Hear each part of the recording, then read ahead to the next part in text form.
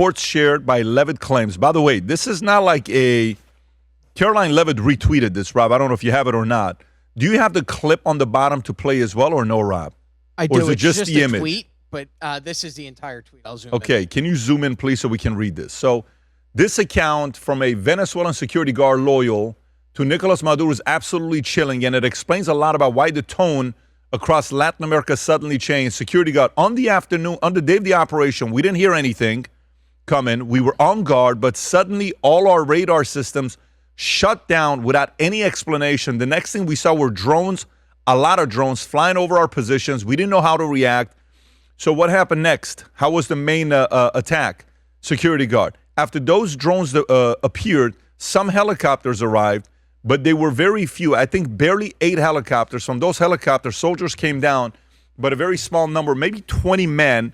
But those men were technologically very advanced. They didn't look like anything we fought against before. And then the battle began?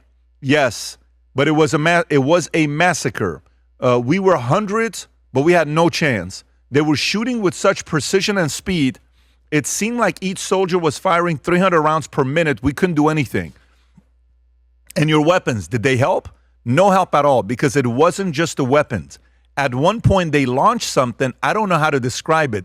It was like a very intense sound wave. Suddenly, I felt like my head was exploding from the inside. Mm-hmm. We all started bleeding from the nose. Some were vomiting blood. We fell to the ground, unable to move. And your comrades, did they manage to resist?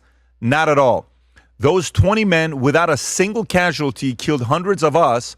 We had no way to compete with their technology, with their weapons. I swear, I've never seen anything like it. We couldn't even stand up after that sonic weapon or whatever it was. So do you think the rest of the region should think twice before confronting the Americans?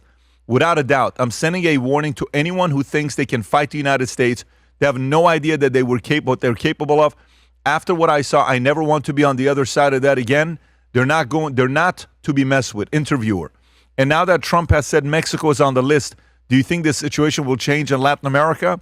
Definitely. Everyone is already talking about this, and no one wants to go through what we went through. Now everyone is thinking twice. What happened here is going to change a lot of things, not just in Venezuela, but throughout the region. So who retweeted this, Rob? Caroline Levitt. And who is this guy that's being interviewed?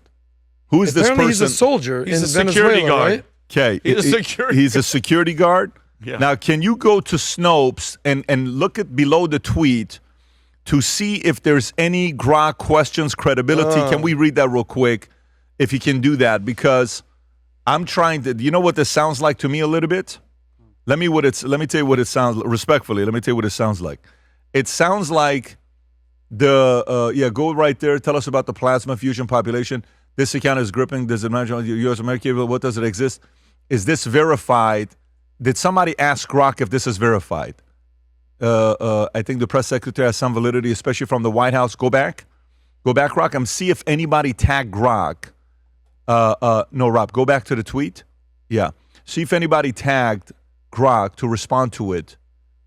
新手玩家入场的时候会送你15万。50岁正式玩魔兽的年纪